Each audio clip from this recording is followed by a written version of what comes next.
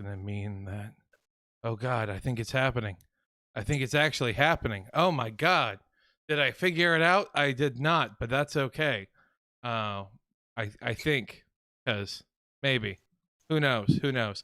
Technology is our best friend until it's not. That's why I really am looking forward to just living out my dreams, like by a pond in the woods, to have carrier pigeons give me fantasy updates every hour in this sickening rotation all the way through.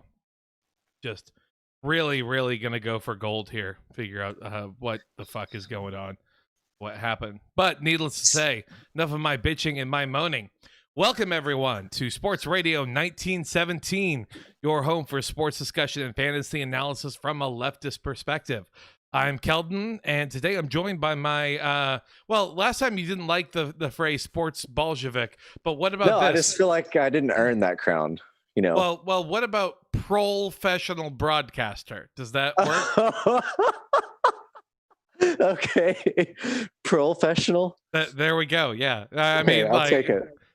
It's weird. All us lefties, we use very simple, very baseline words. So it's only just a matter of time before we run through every possible pun that you can with these things. It's Okay. ridiculous.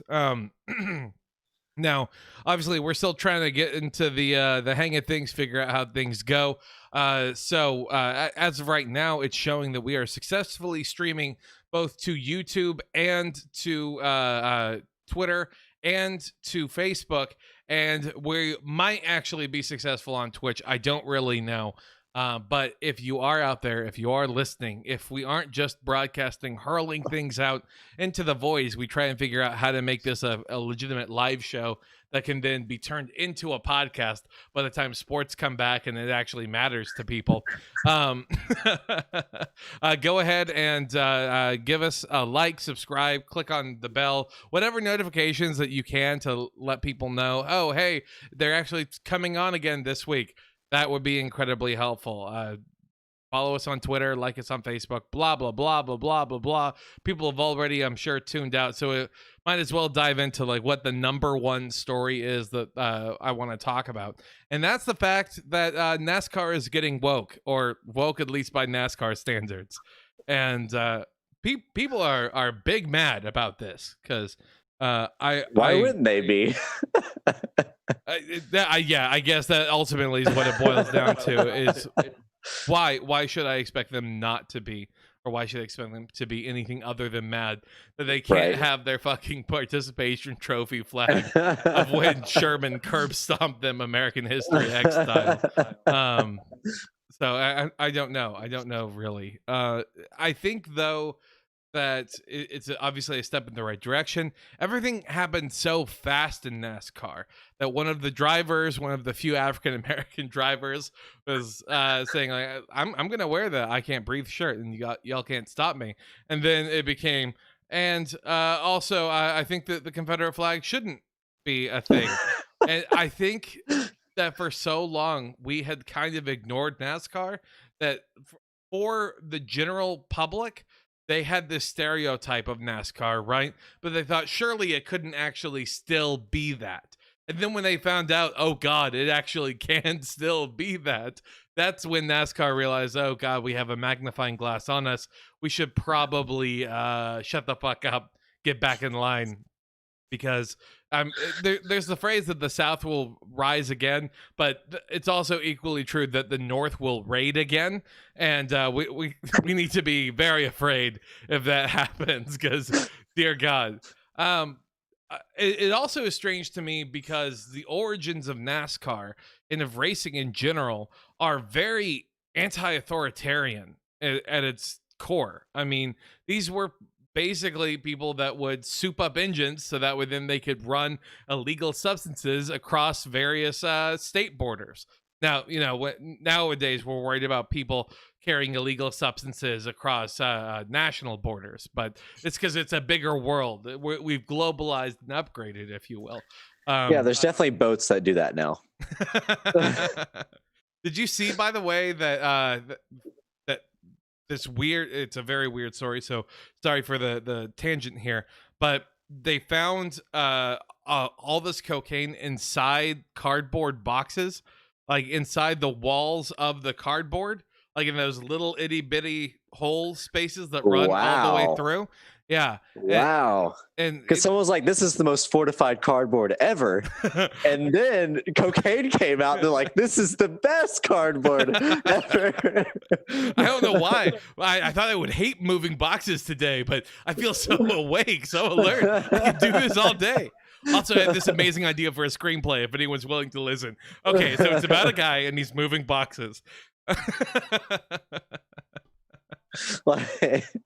I just really think that the NASCAR should double down into this new anti-confederate base, because there's already been a driver that's saying, I can't believe that you would do this.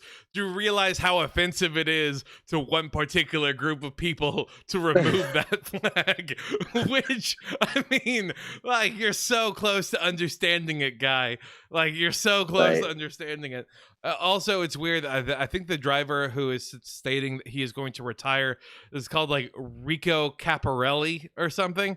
And then the driver who initiated all of this social change is named like Bubba Watson. Wallace. Yeah, Bubba Wallace. Bubba Wallace. There we go. Yeah. And so if you were to guess based on name who was being the woke boy and who was being the stick in the mud, we could not be more wrong about this. Surprisingly, there is a time with a name like Bubba, you're gonna have some pull in the NASCAR world, you know. I didn't quite believe exactly. Didn't know if we could trust his opinions on things, but then I found out his name's Bubba. It comes from good stock. Good boy, good right there. Stock right there. And I feel so sad. Unfortunately, Gabe isn't able to join us at this time. He has this thing called work that's getting in the way. Oh, man. I know. It's very sad. People work after like 6 o'clock? Apparently they do in this bizarre world where days of the week don't really have any sense of meaning anymore. Nothing has any sense of meaning. Everything has been taken from us. All that's left is podcast dreams. And not even people listening to the podcast, because everyone else is starting their own podcast. Right? No one has time to actually listen to a podcast. Like, everyone knew podcasting and the internet shows that they were a bubble, but I think that this is really going to be the thing that accelerates it. So if it hasn't already. Congratulations. People are going to be fighting for scraps right now. Right. They're going to be trying to figure out what exactly they can do to get an edge. And the short answer is go fully live, because why not? You know, might as well try and figure out what exactly is happening. But might as well also, I guess, focus on things that people care about, but we know nothing about. Did you know, by the way, that the MLB draft happened like 2 days ago?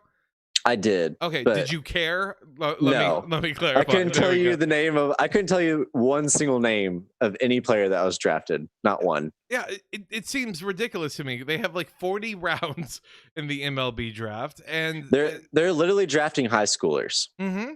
Literally, it's just, and half of them are quarterbacks. So who even knows? It just seems like it seemed very hard for me to get fully invested in a draft system of where I'm not going to see these people play until like 5 years down the line. Maybe 3 years. Like if they're amazing, if they're really, really good. Yeah. Yeah. And unfortunately, it just really kind of highlights for me the problems with following baseball regularly.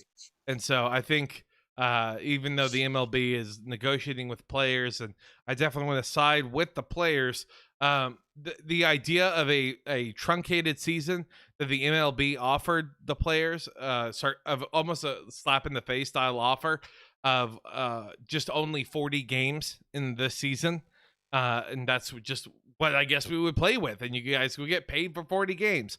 I think they should get their full salaries. But the idea of a 40-game MLB season sounds fucking amazing to me. Like, that would make every game mean so much more than it actually does. And so, I mean, how can I not objectively want to root for that? But enough talking about one thing or the other, trying to figure out what all is going to happen in MLB. The most important thing, the biggest news that we are going to be talking about is how the KT Wiz of the Korean baseball organization did. So what's up with the Wiz this week? The Wiz are cratering. They went 1 for 6 this week, falling to 12 and 20 for the season overall, and they are just hurting without their star outfielder. Like, everyone knew that their pitching was going to be the thing that they kind of live and died on. Their pitching is out of whack, same exact routine as last week's update. But now with an additional injury on top of that, they're not even getting the bats that they were really hoping for. And that's all I can really say about it. I wish I had more analysis. This is, again, all I can tell based on just what the scorecard is and what the headlines tell me as I occasionally peruse and scroll through them. So, you have anything you feel like adding right now? Any insight, any hopes or prayers for him? I mean, I'm just amazed that you actually scroll through the Korean baseball headlines. It's true. It's true. I mean, it's in between that and like getting K-pop updates about the Dallas police stations burning down or something. Like, that's kind of what my news feed is just all about. It's Korean really in some way, shape, or form. So, okay. Okay. It's these outside actors we got to be careful of. But back into, I guess, things that we are much more familiar with, and that would be the second story I really wanted to address, and that is the Dalvin Cook holdout that is taking place, which sounds like one of the most trivial things in the world to be talking about right now, especially in Minnesota. Where George Floyd and all of the BLM movement, everything that has come out of that, this is ground zero in that city. And so then to go like, what about this running back in his holdout situation? Really kind of seems tone deaf to want to be talking about. So obviously, there are many smarter people. There are many more sophisticated people talk about all of those social issues that are taking place and what all you can do to get involved locally, what all you can do to give assistance. But for the idiots out there like me who just are occasionally wondering about, what did I miss in the world of sports? Again, because so much Korean K-pop has invaded the news feed. This is something that I think is worth talking about in the larger scheme of things, because I wonder if this is a good idea for Dalvin Cook. Now, the theory is that he's still on his rookie deal, so he's hoping to get paid. He has been, not to use the word injury prone, but he has had several injuries over his young career.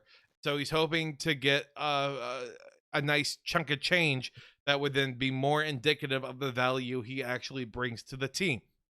That makes sense. It especially makes sense looking down the barrel of all of the free agents that are going to be free agents next year. People like Alvin Kamara, people like Derrick Henry, even people like Todd Gurley are going to be free agents. The way that the QB market was this past offseason is going to be the exact same way next offseason. But the issue becomes, are running back holdouts ever a good idea? Because look at LeVeon Bell. I don't think anyone... He went from being one of the sexiest fantasy picks that you can have to now just, it's not even garbage. It's just. He's actually not bad in full PPR because he gets like 6 catches a game. Yes. And 70 yards rushing and catching combined. So that's like 13 points every week. Well, fine. I guess he is a solid RB2 option. That's right. And that's what they just paid for a solid RB2 fantasy option. Man. I mean, if someone were to tell me... I was thinking about Dalvin Cook in general. He's kind of like the line I'm drawing at running backs. Like, is he one that I'm willing to pay money for? I don't know. But I know that I'm not willing to pay anyone worse than him. Yeah. I mean, I think that at least from a fantasy perspective, you're like a Mike Boone owner right now, you are just ecstatic about what may occur. Like, this is your golden moment to shine, buddy. Because but see, I wonder if Dalvin Cook sees himself in the same light that Ezekiel Elliott, was received. He wants Christian McCaffrey money. He wants $16 million a year.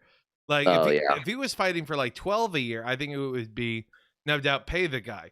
Now it could be that he knows how ownership operates, and so you have to ask for 16, so that way then they'll counter with 10. Then you go to 14. Then they say 12, and then you get what you need back. But I mean, I certainly don't see. I don't even think that Christian McCaffrey is going to be worth Christian McCaffrey money next year, just based on how much he was on the field. Unless we're like being lied to about the whole talk about how running backs are the most expendable players in the NFL today. They are, though. They are. That's the problem. I mean, like the whole it's this weird twist of where running backs aren't worth nearly as much as they were, and slot receivers are now worth their weight in gold because of their tiny little bodies. And so that's where I think like an Austin Ekeler type probably has a lot more value than a Chris Carson, I guess. Right. Okay. But Chris Carson catches the ball pretty well at the backfield, but he's a big target. Yeah. But he's a big target, easy to hit, Yeah. And I mean, he's not a beast like Derrick Henry, of where if someone were to say you need 3.5 yards and you're going to do a running play, you have to pick one running back.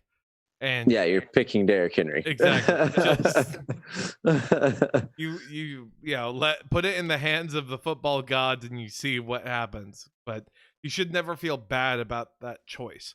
But I mean, even options like Kareem Hunt are going to be free agents next year. And so what do you do in that particular situation, where obviously all those off the field issues are just as precarious as getting injuries, but does that mean that he's worth less or more than someone kind of in that same caliber spot?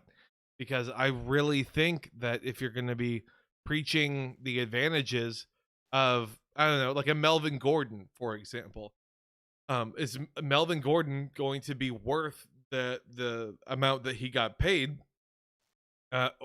versus the amount that you would be paying like Dalvin Cook with a holdout? Right. I mean, I would honestly rather have Melvin Gordon this year if Dalvin Cook wants $16 million, because Melvin Gordon didn't play a full season last year. He's got fresh legs, essentially. Like, I don't know about fresh legs though. The man looked fresh. A little slow from Jump Street. What were they saying that the Chargers were like plus 3.5 points when Ekeler was on the field, and they were like -5 when Gordon was that makes so much sense. That's true. That's true. But you have to go through like the off-season training and all that to actually have a chance. Like you have to have a full camp. And you're absolutely right. And thank God that Melvin Gordon is definitely going to get a full camp in the midst of this pandemic. He's going to get exactly what he needs. He's not just going to be getting stoned in Denver, hanging out. There'll be a little bit of both. All right. Don't get me wrong. Right. Don't get me wrong. Like compared to like the average person, he is going to look, just like a god. Okay. Right. Like chiseled exactly out of marble. But for a football player, they're going to look at like Pillsbury Doughboy, start calling him Eddie Lacy running around. Is going to be what's going to be happening to him. And I just wonder, like, is that going to be worth it enough? I guess a good 1-to-1 would be, I think Todd Gurley, his contract, I think, is at $6 million for 1 year. And that's not bad. Versus Dalvin Cook, let's just say like 1 year, $14 million. Like, let's assume, that you could get him at that. Is Dalvin Cook that much of an upgrade versus Todd Gurley? Because they're both injury prone. Right. Yeah. No, you're definitely taking Todd Gurley. The thing is, with Todd Gurley, his injury's a little different. Like, he literally just has arthritis in his knees as a however 20-something-year-old. Like my cousin, he's like our age. That's exactly. the horrifying thing. Yeah, my cousin has the same issue. He's like 28 and he already has arthritis in his hands and his knees and has since he was in high school. And it's just unfortunate. So he'll be able to play sometimes, but other times it's like he can't do anything about it. Rained 3 weeks ago. I can't do it, fellas. I'm so sorry. Yeah. I mean, I think that the stability of the running back position makes the actual running back players so much into a state of flux. Like it really depends like what the offensive line is going to be. That's true. It depends on like what exactly what a team is going to be building around them. Like you just can't expect running backs to go out there week after week and get hit and to be better the next year. Precisely. I mean, I think that like probably one of the best overall running teams is going to be the Colts. They have a great line. They have 3 quality backs that then they can use, and then they have Phillip Rivers. And so I wouldn't be surprised if at some point they trade for another wide receiver, because that's kind of their only missing piece at this point. Right. Because T.Y. Hilton's only playing 8 games a year. Yeah, you want to talk about the guy who's nicked up and banged up and everything else. I mean, I wouldn't be surprised if they decided to try and do something like that. And so I think that with running backs, the idea of, well, I have 4 guys, they're all kind of making $4 million, and that frees up a lot of money to be able to spend on the offensive line and make sure that we get like a quality left tackle. Well, and the Eagles have kind of been doing that for a while. They've always kind of been using the running back by committee. Yeah. And unfortunately, they don't have the wide receiver weapons, but it's still shown in their offensive line game how that formula can work out for you. Yep, I completely agree. Hey, Gabe, how's it going, by the way, buddy? Oh, phenomenal. Sorry to join you guys late, but I am here and ready to talk about running back by committee. Unless we're moving on. No. It's perfectly fine. It's perfectly okay. I mean, I wanted to talk a little bit more about the idea of running backs and the economy that is the NFL. But if you want, we can move right along and talk about how Chris Sims is a racist piece of shit. So no, we can talk about whatever. Okay, well, that's good. Whatever you got. I'm coming in late, but you're coming in hot. That's the most important. We're coming in hot, and we already knew Sims was racist. We are, I mean, the fact for anyone who might be unaware, Chris Sims, who is graciously labeled as an NFL analyst as opposed to golden parachute son of a Giants legend. Not just racist ass cracker like. I know. He said that Jarrett Stidham of the New England Patriots is a better quarterback than Tua Tagovailoa. And I'm sorry if I'm mispronouncing that name, but I mean, my God, how can you possibly say that? Like, Tua is one of the most efficient, if not the most efficient quarterback in college of all time. And Stidham was known as, oh yeah, he did play for Auburn. Yeah, that's right. Those are their 2 claims to fame here. Look, I'll like, here's what I think happened. Like, this is my pet theory. Is Chris Sims was sitting in a movie theater watching Cars 2, eating some beans, and then some Polynesian looking guy yelled out, "Yo, this dude's eating beans." And he spilled beans all over himself. And so he just has it against Tua.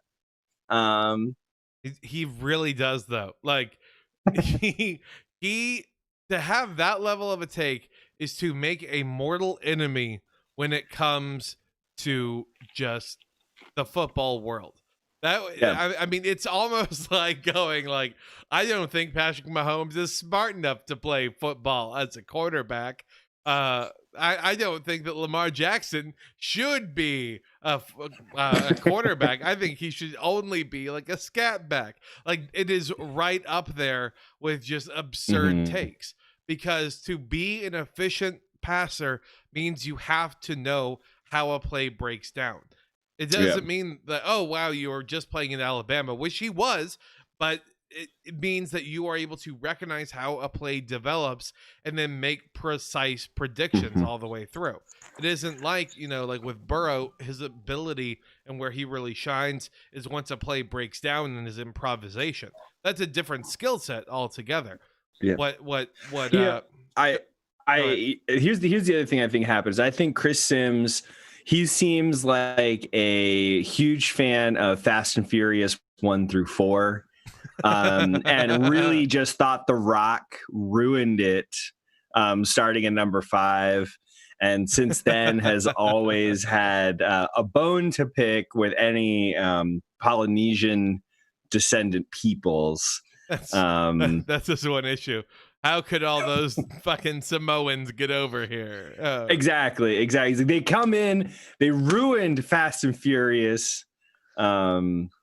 Yeah, I mean, there's literally, I think that is the most reasonable explanation for a take like that from Sims. Because I mean, you're right; it's such a ridiculous notion to have, and this isn't even like a hot mic situation though. Like, this is something like he was like, I'm going to plant my flag on this. Like, I am going to be known as the guy who has wildly racist takes about minorities playing skill positions like quarterback. I mean, like, would it, I guess, have been better if he went, oh yeah, well, he's South Asian, he's smart, of course he would understand how the playbook works. Like, positive racism even is still racism, but my God, go with the actual stereotype here, guy. Jesus. Yeah. I don't understand. But I hope Tua plays a full season and lights it up in Miami. I would love for Miami to be an 8-8 team this year. I am hoping to God that Tua sits out this season and Brian Flores is once again able to just stockpile draft picks and get more free agents who want to come and play for him. And then he just takes the world by storm next season. Okay. Just, I would like to, okay, I'll get on board with that. I mean, I think it works. I think you show up with a team that is all young, all highly skilled, crazy free agents, and then people don't know what to expect. They haven't seen any of these guys on the field. Yeah. I mean, I will take every single one of them in the first round of the fantasy draft in 2 years. All the skill position players that Brian Flores can recruit from actual New England and from Buffalo, just to be like, hey, do you enjoy not being in a locker room with racists? Come hang out in Miami, arguably the coolest city on earth. And true. Also, no state income tax. So no state income tax. Their strip clubs rule. Yeah. Do you want to go hang out with Jimmy Butler? Just yes or no. Let's yes make or no, this happen. Man. Yes or no. Yeah, I think Miami is going to be a fantastic place, assuming, of course, that people stay healthy and people stay on track. I mean, everyone loves Brian Flores down there. People across the league love Brian Flores. That is an amazing hire. And, man, the Detroit Lions are kicking themselves. They got Matt Patricia instead. They were like, great. No, this is cool. We love this so much. We haven't wasted all of Matt Stafford's entire career doing this. We'll get lucky one more time eventually. Oh God, someone help us. But anyways, I think that does it though in like the world of football in the talks that we had. I mean, I know that you weren't here last week, Gabe, but or was it Mitch who wasn't here? I honestly, it's a revolving door of faces. I was watching the our Raleigh City Council get lit the fuck up by people online. Like, it was amazing. I think they had 300 comments and every single one ended with "fuck you."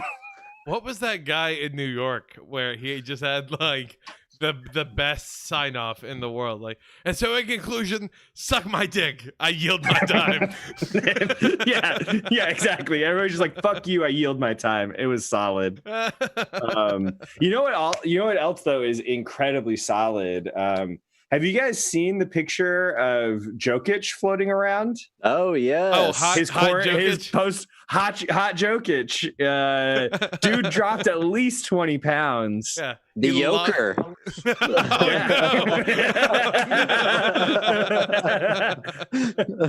Oh God. Oh no. Yeah. See, here's my question though, Gabe. Are we going to like plant our flag on the stance that Slavs need to be slightly out of shape in order for them to have peak performance? I like this. Yes. Yeah. No, I think he gets hot and then he can't shoot from outside the paint. Just at all. Yeah. Look, all I'm saying is that for all of our viewers, if you're watching this is what peak Slav performance looks like. Mildly overweight, out of shape, gets a little tired going up the stairs, smokes a pack a day. That is peak Slavic performance. And I think Jokic's numbers, I think because he's had a nice long rest, we're going to see an explosive game in the when the NBA comes back, and then it's just going to tail right off, and he's just not going to be able to. He won't be able to sustain. He needs all of those donuts and deep fried things. Can you imagine though, like if actually as he resumes play, we then watch in real time him getting fatter and fatter each game, and then each playoff series. He does like the reverse Charles Barkley, like where he starts the season super skinny and then just gets fat as the season goes on and gets ridiculously better. Oh yeah, I think we're gonna get a reverse King Chuck here. Like, sign me up. I just think that the world number one isn't ready, but it especially isn't ready given what's actually going to be coming for him. So no, it makes me nostalgic though for the NBA. I'm really glad that it's going to be happening at Disney World. That things are gearing up. But I'm even happier to find out that there is something that completely fixes my NCAA March Madness tournament fix. With this thing called the basketball tournament, which I hadn't really known about and until I came across a story on it. Had y'all by any chance? No. This is the first I'm hearing of it. Okay, well that's good. That's good. It is probably the most generic title and name for anything. Its name is just the basketball tournament. And it doesn't seem like it's coming from a place of, whoa, this is so cool and this is so good. It's the basketball tournament. It more kind of seems like it's the knockoff generic version of like, oh, it's the basketball tournament. Yep. Okay. I'm ready to go. So, watch the big game. Absolutely. It is not the big one. Like the Ohio State. Yeah. The University of Miami at Ohio. They call it everything but the big dance. The dance. They don't call it the dance at all whatsoever. Holy shit, it's been going on since 2014? Yes, and that was going to be something I wanted to mention, is that it is like an incredible setup of just a bunch of people who aren't quite good enough for the NBA and are realistically fringe line players in Europe and in other countries that are all deciding to go ahead and kind of play at this tournament. And they grouped either by region or by school. And so it's like kind of seeing a bunch of people that were very solid college players all reuniting, getting the band back together again for one final tournament. And then it just keeps on happening over and over and over. That would be just an amazing and heartwarming story if it wasn't just this fucking team called the Overseas Elite that basically win every year. So the professional players from other countries come together and form a super international team and just whoop ass. That's exactly right. I mean, yeah. Granted, these are people who aren't even necessarily good enough for. These are fucking like, this is like bar trivia names. Right. Okay. Like that is like basically like a bunch of guys, as you said, are like getting the band back together and like, hey man, let's play some trivia down at the old the old watering hole.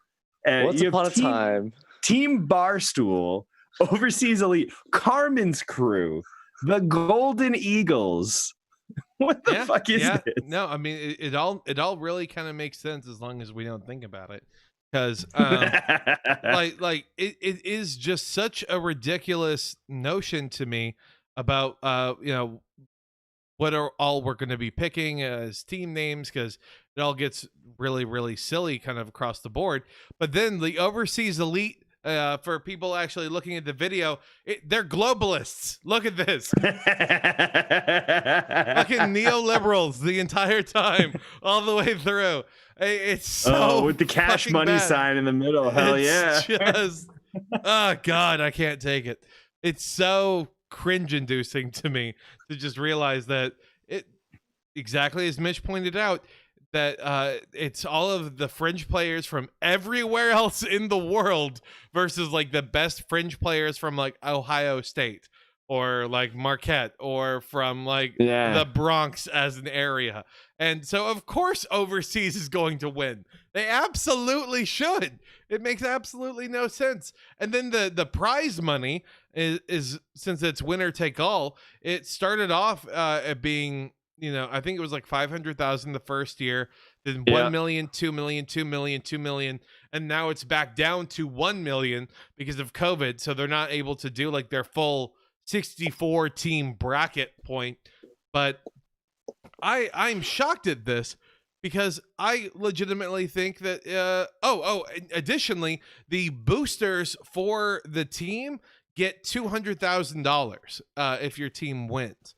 So what? Yeah. So like if you're part of the people that are invested in this particular team, you'll see a kickback to you. And so like some NBA players have sponsored teams before, but it really is just kind of making me think about what if, for example, you decided as a coach or as a recruiter that you were going to try and poach all the talent that would normally go to Coach Cal or Coach K or wherever. And you're like, I'm going to form a legitimate dream team and we're going to go and we're going to play at the basketball tournament. And it's going to, these kids will definitely win the $2 million pot.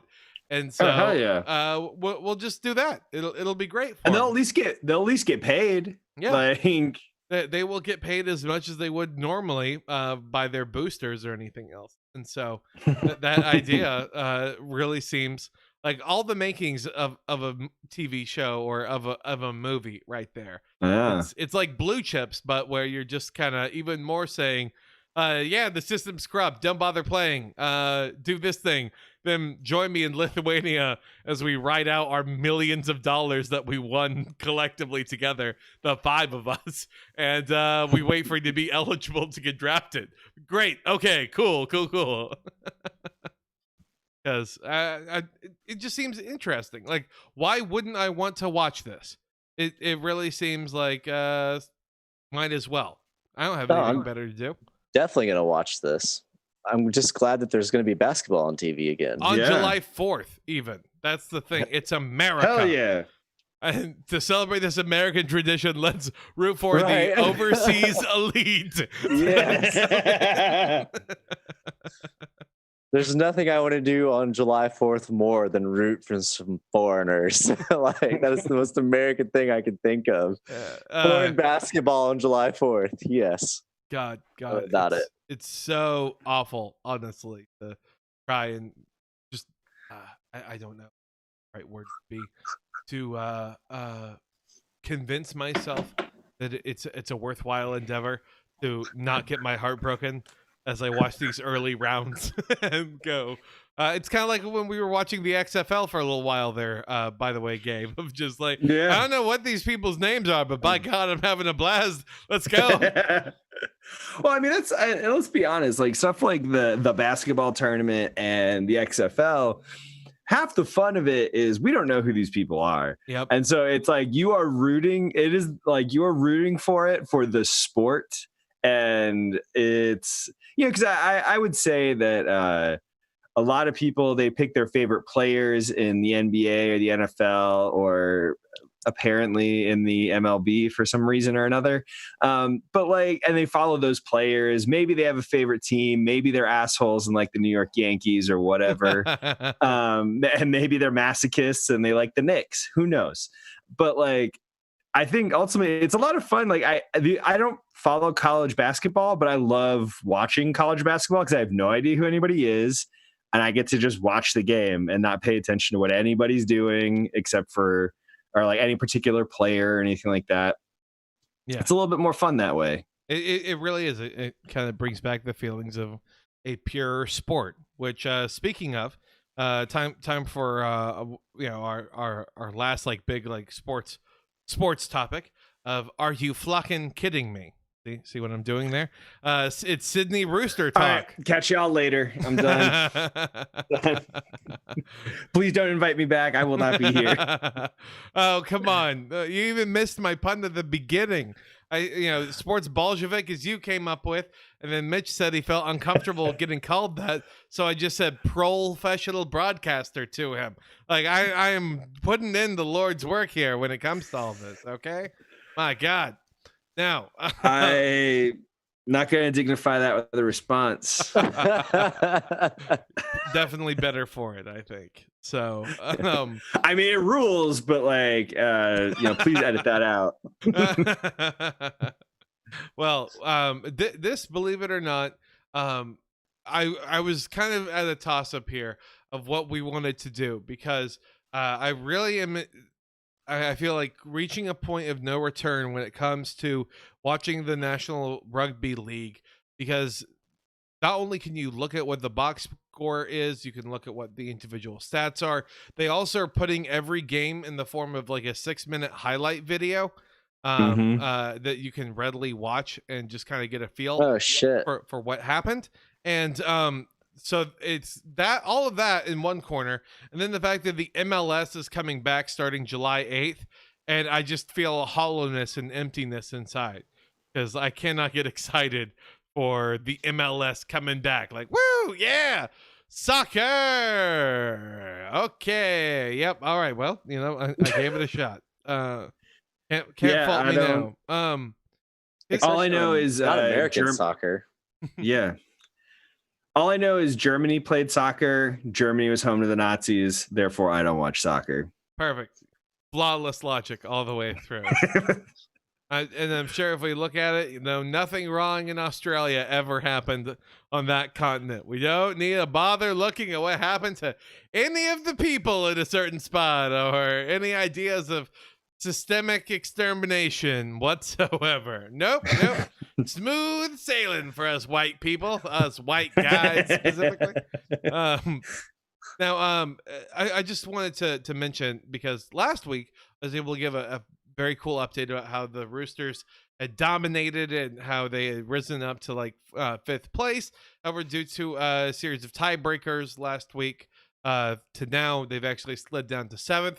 That's perfectly fine though. We're at the very beginning, and this week the Sydney Roosters are taking on the Canterbury Bulldogs, who are placed 12th overall later on this week. And Vegas is giving a rough score prediction of 14-6 being what they're estimating here. Hit the over. Right. Yeah. Just pound that fucking shit. Pound that over. Exactly. I don't understand what would make anyone think like, oh yeah. So in the last game the Roosters played, they won 59-0. I really think that the score is going to be 14-6 here. Like, not even saying you have to bet on them to win. You could think that maybe they're a fluke. Just go with the over in terms of the overall points, because believe it or not, they're now offering that as an option. You can just bet the over under if you're not feeling particularly special one way or the other. Like last week, we were talking about how the Panthers needed to be go with the over on them versus the Warriors. How they were favored by 3.5 points. They won 26-0. So the victory margins are wide. So I would say if you are going to be actually making a bet this week and you wanted to do NRL because you need some sort of sick fucking thrill, and you can place that bet while you're drunk and then go to bed and then wake up with the results. With money. Exactly. Oh yeah, it's the best way. Australian rugby is a degenerate gambler's dream. You know, see, we have to be careful here. This is the National Rugby League. This isn't Australian rules football. That is coming back though. So I'm gonna. I'm saying is any rugby that takes place on that side of the world in Australia, the general. Gotcha. Okay. Oceania continent area. Those people. Those folks. It's great because exactly you place your bet, you pass out from the fifth of whiskey that you've been drinking all night, and you wake up and you find out if you won or lost. No risk of that heart attack because you're high on cocaine and alcohol, like watching the game and seeing how it's going to happen. You just pass out, wake up, good to go. I would argue that betting on any sports like a national rugby league, that stuff down there, is probably safer for your blood pressure and any heart disease that you might have. Absolutely. You want to avoid stress. I hadn't even thought about that. That is spot on. I mean, it's the best thing to do. So, like this week, the Eels are favored over the Panthers. And to give a frame of reference here, the undefeated teams are usually like 20 points above the point differential. The Eels are like 80 points over. Okay, I mean, like, this is just a wrecking ball of a team. So I would pick them to beat the Panthers, and then now we get to the over under, since they're offering it now. The over under is 17.5, which. That seems insanity to me. Over. Yeah. Pound that over. Why? Is this going to be this bizarre thing of where no one really knows? This is the week where everyone figures each other out this week, and they actually play some defense. Well, it's just going to be scores of like 6-3 the entire time. I'm going to be so heartbroken. Maybe down in Australia, they have rules about gambling must actually pay out more often than not. And so like they have these absurdly low over under line, like the line's super low. Everybody just bets over. Like maybe I choose to believe that bookies down in Australia, and I think this is probably fairly accurate, that they are subsidized by the Australian government. They want people gambling. They want people winning to distract them from the fact of there are numerous creatures that could murder them in an instant. That's and also just fires true. And everything else. There's a lot of things that could liquefy your bones in Australia. So I'm pretty sure those wildfires are still burning. Like, there's a lot of stuff going on, just out of the news cycle. Do you think that we're going to get that in like 40 years? You know how there's a MLS team called the Chicago Fire? Like, do you think there's going to become like the Australian wildfire? Are we going to reach absolutely. that point? It's intimidating enough. It could happen. We could see what exactly it's going to be following us into the grave all the way through. Because, I mean, who knows? Who knows in this wild, crazy world that we love to call Australia? It's going to be our new home away from home. Yes. The fires are still burning in Australia. Hell yeah! Oh wow! Hell yeah! Oh wow! They really are still burning. Like wow! Ouch! I did not realize that. That's still a fucking thing, man. First article on the Google News. All right. Can't wait, because if that was in the U.S., there would be the strategy of, well, what outside actors are causing the Australian wildfires. Is it Antifa? Those people from the Chaz coming down and. By the way, I posted this on the Facebook page earlier today, but I saw probably the coolest photo I think I've ever seen, and it was the skyline of Seattle in the old gold and green, and it just the Chaz Supersonic. Hell exactly. yeah. I bring them back. Bring them back. Might as well make it happen. Admit your mistakes. That to be I will say this. I do not recognize the legitimacy of the Chaz until they have a professional sports team. Okay. Now, are we saying like it has to be one of like the big four kind of sports, or do you think like they could have a professional sports team? What about professional or ultimate frisbee? Ooh. That would be acceptable. I would feel disappointment. Because we're talking about comrades, 6 blocks worth of land. for now. One part. For now. There's one part. There's no reason to expect that the United Forces of the Chaz will not expand their territorial holdings. Okay, what about like Olympic tag? Also fine. They're all qualified. Yeah, that's going to be the new police's strategy. They're gonna get like those shock knuckles, and then that's gonna be the idea. I mean, honestly, if police just wore those like shock knuckles with like activation plates, and then protesters could also wear them, I think it's fair game at that point. Like who has the most Jack Daniels and cocaine in their system win. Exactly. Let's Thunderdome this shit.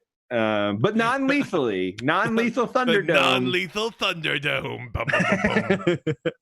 Yeah, again, it's gonna be like this is an all-out brawl, but we follow Olympic boxing standards, so we go for points here in this house. Blah, blah, blah, blah, blah. I'm pretty sure electrocution and cocaine is a real easy way to turn either one of those things lethal real quickly. Like, Mitch, we're not here for your statements bringing us down to earth. Yeah. Let us have our fun. Only cops are allowed to participate if they have a heart condition. Blah, blah, blah, blah, blah. There we go. Yeah, heat does, or electricity does generate a lot of heat, and so there's a barbecue afterwards. Get some roast cannibalism. Hell yeah! It's just a luau is all that we're creating. Yes. Hey man, there's a reason it's called long pig. No, the way you're selling it, it's appetizing. It's really appetizing, honestly. Yeah, just saying. Can you imagine just like how intimidating that would be? By the way, like if you're an officer and you're part of like this riot shield wall component, then just off in the middle distance you hear like luau music, and there's smoke. Like, man, I don't think we're the good guys in this situation. That would rule. Just hula dancers with M16s surrounding you. Perfect. That is true warlord status. I think that could happen. Did you see, by the way, that there was some guy who's declaring himself to be like the cop of the Chaz? He was like, I'm going to be the one policing around, making sure. Is it Viper the rapper? Is that guy? Like, is it because there was like, I know there was like a rapper trying to declare himself king of the place or whatever. Like, oh, well, I mean, like, of course, that's going to happen in any particular power grab situation. I don't know if y'all ever been to Seattle, but that is like the most Seattle thing ever. Least surprising thing. That guy named Viper is declaring himself king. A musician named Viper is declaring himself the king of Seattle. Like this happens every other year. I mean, I think that the people in Seattle are just so sick of listening to their parents talk about the WTO protests in the 90s. They're like, we'll fucking show you guys. We can still get down. Yeah, we were told to get off our phones, right? Why would you go out there, go outside, do something, meet some people? Well, guess what? We've done that, and now we create our own country. Now we have a thirst for blood. I mean, how big is like Luxembourg? Isn't that like only like 12 blocks or something like that? Like that counts as a country. That would be amazing, by the way, that you decide to then form your own religion, so that way then you become like the Holy See inside the Vatican City. Yeah, the Vatican's it's like I demand to be recognized by the UN. You have a real point with the Vatican, but Luxembourg is at least as big as New Jersey.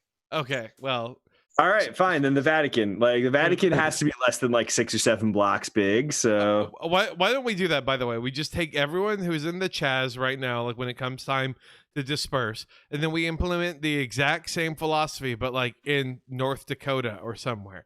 You know, we could cover a lot more ground, and we could probably get Luxembourg size shape, like, you know. Yeah.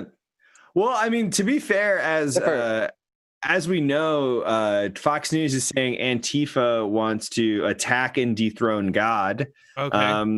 You know, the Chaz, I think. Hell yeah, Antifa would be a great replacement. You know, get in, bitches. We're walking backwards into hell. We're building our own Tower of Babel. It's 5G. It's going to be great. It's going to rule. No one can stop us. The fastest internet speeds ever. I'm really looking forward to that inevitable time. Yeah, I think it would be great. Maybe we could pull something like from like all the alt-right people and just, make a deal and be like, so in like the least colonializing way possible, what country in the global south could we move to and just kind of decide that, we're going to become a part of the culture. Just like, again, walk ass backwards into just becoming full-blown leftist imperialists in the most like anarchist way possible. Yeah, that's the thing to do. It's only then that we can share and give the real message of American football and preach the gospel of Goodell to them. I mean, let's be honest. I mean, that is the one thing that is sorely missing in the Chaz is A, professional sports team, and B, the gospel of Silver and Goodell. We need to preach the 12 disciples, i.e. the 96-97 Chicago Bulls roster.